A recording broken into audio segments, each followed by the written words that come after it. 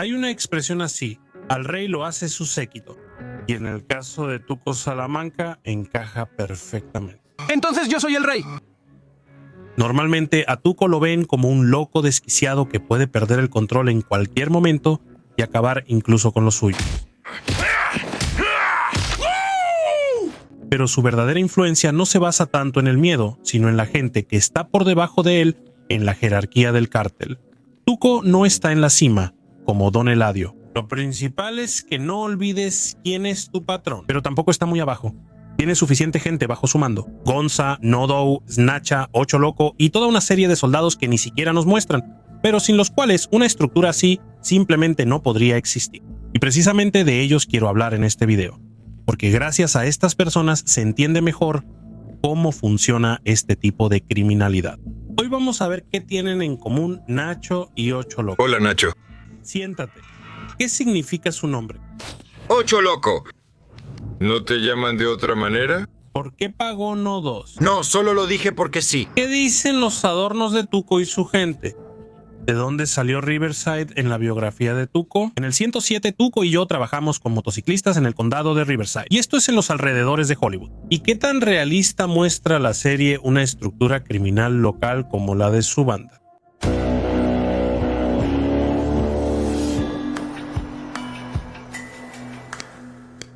Los líderes de los cárteles modernos cada vez se parecen menos a simples delincuentes armados y más a grandes empresarios. Ellos no se dedican tanto a la violencia abierta, sino más bien al dinero, los esquemas, las conexiones y la logística, construyendo un sistema en el que las funciones de fuerza se delegan a niveles inferiores. En este sentido, personajes como Gustavo Fring o Juan Boltz de Breaking Bad reflejan bastante bien esta situación. Pronto tendremos un nuevo lote. Abre Google. Externamente, esta estructura se parece a un gran negocio corporativo organizado, pero cuanto más bajamos desde la cima del cártel hasta la calle real, más empieza a parecerse a las viejas bandas clásicas. Aquí, todo funciona de manera diferente. En este nivel, la violencia es necesaria porque es precisamente con ella que se mantiene el territorio.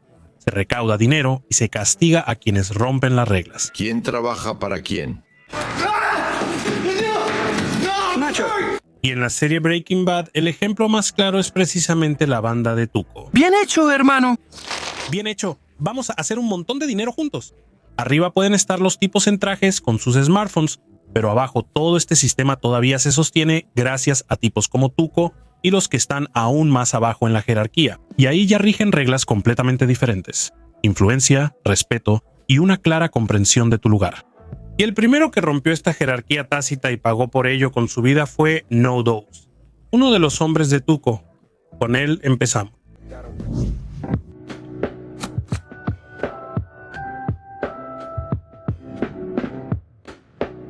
No-Do es uno de los hombres más cercanos a Tuco. Es un ayudante ruidoso, del que el espectador recuerda principalmente que una vez Tuco lo mató a golpes. Él no tiene pulso. Haz algo. Haz algo. Su verdadero nombre es Normando dos Santos, y probablemente de ahí viene su apodo No-Do. Pero este apodo también tiene otro significado, e incluso varios. Antes que nada, No-Do es una marca real de tabletas de cafeína que se venden en Estados Unidos como un medio para mantenerse despierto y concentrado. En una de esas tabletas hay el equivalente a 2 o 3 tazas de café. Sin embargo, en las calles estadounidenses, esta palabra también empezó a usarse para referirse a unas pastillas completamente diferentes. No-Do es uno de los nombres callejeros de esa misma meta, junto con Hielo y Cristal.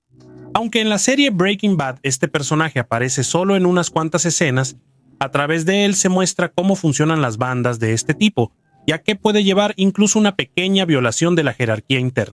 En algún momento, No-Do empieza a tomarse demasiadas libertades. Habla no como un subordinado, sino como si tuviera derecho a hablar en nombre del propio jefe. ¿Hablaste por mí? Como si yo fuera un tonto total y no pudiera hablar por ti. Y lo interesante es que en la precuela de Mejor llama a Saúl, nos muestran que ese comportamiento de su parte ya se había repetido, tal vez más de una vez. Oye, idiota, ese tipo ya tiene un ojo morado, levántate. No te metas. Por eso, el estallido de Tuco se vuelve una reacción más comprensible para una persona de ese tipo. En bandas así, todo se basa en la subordinación, el respeto y la demostración de fuerza. Si un subordinado empieza a hablar por el jefe, eso ya parece una debilidad del propio jefe. Y Tuco, como sabemos, ya de por sí es una persona explosiva. Nacho en Mejor llama a Saúl, recuerda cómo él y Tuco trabajaban con los motociclistas del condado de Riverside. En el séptimo, Tuco y yo trabajamos con los motociclistas en el condado de Riverside. Vendíamos lo que llaman crank. Es básicamente una versión más barata de la Met. Una verdadera porquería. Pero lo barato lo vendíamos el mismo día. Al final, Tuco le disparó con una escopeta recortada a un tipo llamado Doc Paulson. Nuestro contacto era un tipo llamado Doc Paulson. De eso también habla Hank Schrader más adelante. Primero, mató al perro de Paulson cuando unos bandidos locales querían quitarles a los motociclistas las ganas de vender meta. Pero aquí lo más importante no es el hecho del asesinato, sino el entorno en el que ocurrió. ¿Qué hacía Tuco en los alrededores de Hollywood? Riverside es un condado del estado de California.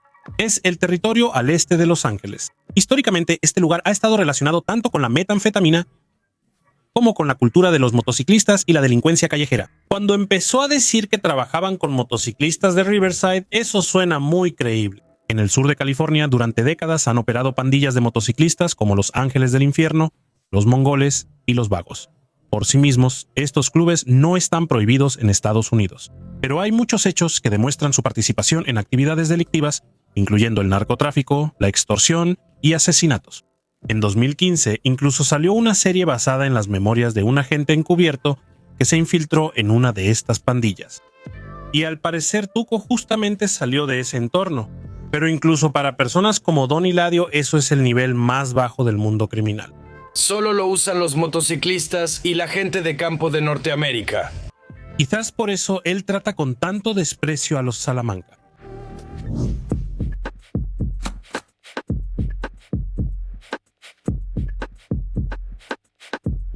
La siguiente persona más cercana a Tuco es Gonzo, también conocido como Álvaro González. Eres un genio, caray. Sí, un genio. A diferencia de No 2, él es realmente un pariente. Y para los Salamanca, la familia es lo más importante. En Breaking Bad se dice claramente que Gonzo es cuñado de Tuca. Encontraron su cuerpo en el basurero junto al cadáver del cuñado de Tuca, apodado Gonzo. Está casado con su hermana, lo que significa que goza de mucha confianza. Gonzo también tiene muy poco tiempo en pantalla, pero incluso en esas pocas escenas, la serie logra darle su propia pequeña historia. Al mismo tiempo, es tanto cómica como trágica. Y de manera indirecta está relacionada con el detalle más llamativo de su apariencia, una enorme cruz en una pesada cadena. Al principio, parece que esto es solo parte de un estilo de bandido, adornos que realmente no significan nada para él.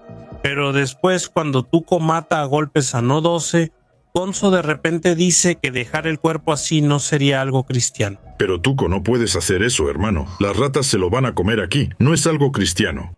Resulta que una persona directamente involucrada en actividades criminales y narcotráfico al mismo tiempo se considera cristiano. En realidad, no hay nada único en esto y sucede con bastante frecuencia. En el mundo criminal, la religión a menudo existe tanto como costumbre como una justificación interna, un intento de mantener la sensación de que aún no estás completamente perdido. A una persona le resulta difícil verse a sí misma como completamente caída, y por eso, la fe se convierte en una forma de reconciliar en su mente su propia crueldad con la idea de que todavía es una persona normal. Pero lo más interesante sucede después. Al intentar arrastrar el cuerpo de No Luz debajo de los autos para que las ratas no lo mordieran, Gonzo se queda con la mano atrapada y simplemente se desangra. Simplemente un tipo corpulento. Movía el cadáver de ese tipo, y entonces los autos lo aplastaron desde arriba. Y en este momento me gustaría detenerme con más detalle. ¿Recuerdan cómo en Mejor llama a Saúl, Mike retuvo a Tuc hasta que llegó la policía?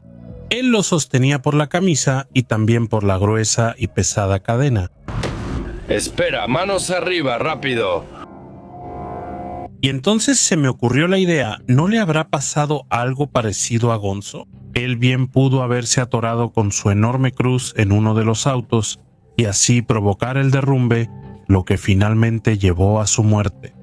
Si es así, aunque claro, esto es solo una suposición mía, entonces es muy simbólico. Hay algo en esto que se parece a una especie de retribución por la hipocresía interna. Y ya que tocamos el tema de la cruz de Gonzo, creo que tiene sentido hablar por separado de sus adornos.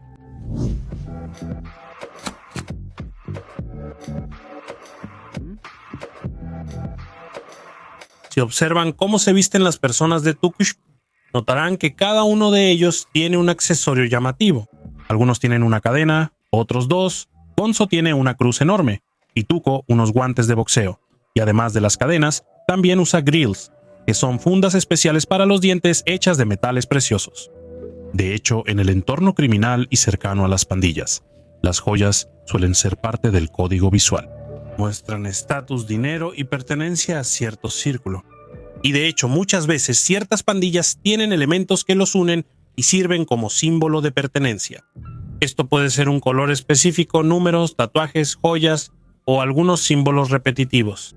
Un buen ejemplo son los sureños. Sureños es el nombre general para las pandillas latinoamericanas que operan principalmente en el sur de California, donde también actuaba Tuca Snacho, y que tienen conexiones con la estructura mafiosa carcelaria mexicana, la M.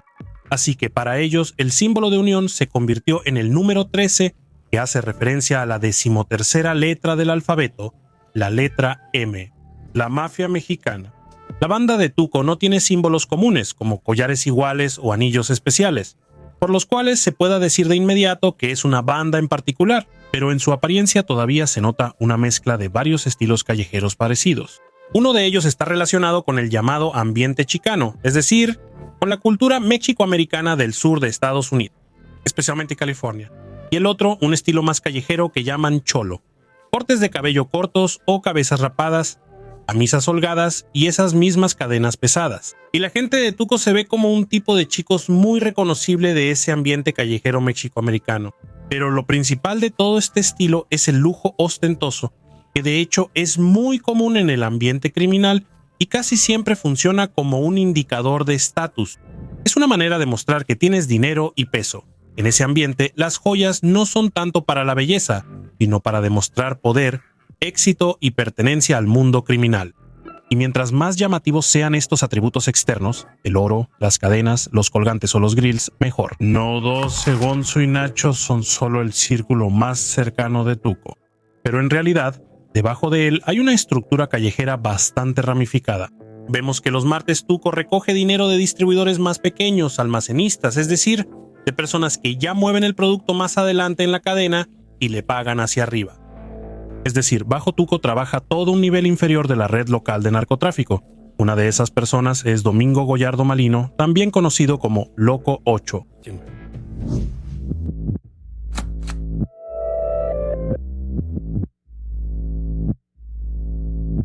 Loco 8 tampoco es un tipo común de la calle, sino una persona de un nivel superior. Es un pequeño mayorista, intermediario y distribuidor, a través de quien el producto sigue bajando en la cadena. Pero él no es un chico de los mandados, está en un nivel más alto. Debajo del propio Loco 8, a su vez, también hay sus propios corredores y vendedores callejeros comunes. Él es ese operador local en quien se sostiene la existencia cotidiana de la economía criminal. Estas personas no tienen el estatus de Tuco o Gus, pero sin ellos la red simplemente no funciona. Son ellos quienes saben a quién entregar, de quién cobrar, dónde esconder la mercancía y cómo no comprometer a los de arriba. Es como, por ejemplo, Starbucks está en cada esquina y Crazy 8 es como el que les vende el café. La historia de su nombre es especialmente interesante. En una de las escenas de Mejor llama a Saúl, nos muestran un centro comercial y detrás de él se puede ver el letrero de Crazy 8. Crazy 8 es una cadena de tiendas de ropa infantil que ya no existe hoy en día. A primera vista puede parecer que ahí está el origen de su nombre. ¿Y dónde tienes tus reuniones de negocios? Ilumíname. ¿Y el centro comercial? Si recuerdas cómo Tuco le preguntó a Heisenberg por qué no se reunían en el supermercado. ¿Por qué decidieron venir aquí? ¿Que el centro comercial está cerrado? Y si suponemos que por la naturaleza de su trabajo Domingo podía concertar reuniones en algún lugar como este, por ejemplo, cerca de esta tienda, entonces esa versión resulta interesante. Pero probablemente solo sea un guiño, ya que el verdadero origen del nombre se muestra en Better Call Saul, en el segundo episodio de la 5ª temporada. Nos muestran un juego de póker. En la mesa, además de Lalo, están Nacho y Domingo. Cuando le toca el turno a Lalo, él sube la apuesta de repente. ¿Y saben qué? 200. Y de esa manera obliga a Domingo a tirar las cartas. Demasiado. Más tarde se descubre que Lalo en realidad no tenía nada en la mano y simplemente estaba faroleando. Y cuando ve las cartas de Domingo, resulta que junto con el 8 en la mesa, él tenía un trío de 8, o sea, una combinación bastante fuerte y, de hecho, ganadora. Pero Domingo, por miedo, tiró las cartas. ¿Tenías un trío? ¿3-8 si no subiste la apuesta? Después de eso, Lalo en broma lo llama 8 loco, o sea, el 8 loco. Él es realmente 8 loco, 8 loco. Pero 8 loco también es notable porque está directamente relacionado con Walter White. 8 loco. No te llaman de otra manera. Él es la primera víctima intencional de Heisenberg. Cuando abra me vas a apuñalar con ese pedazo de plato. La primera persona respecto a la cual Walter toma la decisión consciente de matar, Walter. Es precisamente gracias a esta trama que la serie nos da una oportunidad poco común para un personaje así, conocer su pasado, su biografía y en general entender quién era antes de terminar en este entorno. Y aquí de inmediato aparecen varios detalles interesantes. Primero, Crazy 8 es local. Él mismo dice que nació y creció en Albuquerque. Nació y creció en Albuquerque. Pero hay algo aún más importante. Él no es una persona que viene de la pobreza. Al contrario, cuenta que estudió y recibió una educación normal. Estudió modelado de negocios en la Universidad de Nuevo México. Obtuvo un diploma. Su padre era dueño de un negocio de muebles. Dueño de una tienda de muebles en Minola. Y él mismo solía trabajar en la tienda después de la escuela. Yo trabajaba todos los días después de la escuela. Tal vez fue él quien te cobró. Además, tenía otros intereses. Le gustaba la música e incluso alguna vez soñó con ser músico. En realidad quería ser músico. Es decir, no estamos hablando de una persona que no tenía ninguna alternativa. Y por eso surge una pregunta interesante. ¿Por qué una persona que tenía familia, trabajo, educación y al menos algún camino legal hacia adelante, de todos modos elige la delincuencia? Lo más probable es que no se trate de que Albuquerque sea una ciudad sin esperanza, donde no hay nada más que crimen. Es una ciudad grande de Nuevo México, es un centro regional bastante importante con universidad, comercio y una vida urbana bastante normal. O sea, no se puede decir que ahí sea imposible salir adelante sin recurrir al crimen, pero es muy diferente hacerse rico rápidamente, salir de la vida común y obtener ese estatus visible del que hablamos. Y es aquí donde el crimen empieza a parecer mucho más tentador, porque promete no solo un salario y una vida normal, sino dinero rápido, peso, respeto y la sensación de que has subido por encima del entorno en el que creciste. Si recordamos toda esa lógica de estatus que siempre se ve en la banda de Tuco, se vuelve claro que es precisamente eso lo que a menudo empuja a personas como Crazy 8 por este camino. No es la falta de alternativas, sino el deseo de obtener más y más rápido de lo que se podría lograr de manera honesta. Y en eso, por cierto, se parece mucho a Nacho. No es casualidad que después se descubra que las familias de Nacho y Domingo se conocían y eran amigas, como el padre. Sí, bien. Mi papá les traerá en su Corolla. Nacho, a diferencia de Domingo, no recibió una educación tan prestigiosa. Pero él también tenía un camino bastante real y legal. Podía ganarse la vida honestamente, trabajando en el pequeño negocio de su padre, en el taller de tapicería de interiores de autos. Pero una cosa es un trabajo duro, lento y modesto, y otra muy distinta es el dinero rápido, la oportunidad de subir de golpe, destacar entre la gente y obtener ese estatus y respeto a los que, como queda claro después, Nacho realmente aspiraba. ¿Qué quiero? Respeto. Si lo juntas todo, la banda de Tuco en la serie se ve bastante convincente, como una célula de base dentro de un gran sistema criminal. Se muestra la estricta subordinación, la recolección de dinero de abajo hacia arriba, los pequeños mensajeros y los distribuidores locales. Y aquí hay que reconocer el trabajo de los vestuaristas y guionistas, que no solo escribieron delincuentes de poca monta para la trama, sino que intentaron mostrar la lógica de ese entorno. Y, en mi opinión, les quedó bastante bien. Lo cual no es sorprendente, ya que incluso agentes reales de la DEA participaron como consultores. Por eso, claro, no estamos ante un documental, pero la estructura que supervisa Tuco se ve bastante creíble. Además, incluso los secuaces de Tuco, a pesar de su poco tiempo en pantalla, no son solo extras. A cada uno le dan, aunque sea pequeña, una historia memorable. Para No 12 es la muerte por violar la jerarquía no escrita. Para Gonzo es un accidente absurdo y desafortunado. En el caso de Crazy 8 ya se muestra cómo un tipo común termina dentro de un sistema así. te gustó este análisis, apoya el canal para que haya más videos como este. Y si es tu primera vez aquí, asegúrate de visitar la página principal del canal. Ahí encontrarás análisis de todos los personajes del universo de Breaking Bad, así como muchas otras cosas. Y por supuesto, escribe en los comentarios qué personaje debería analizar a continuación.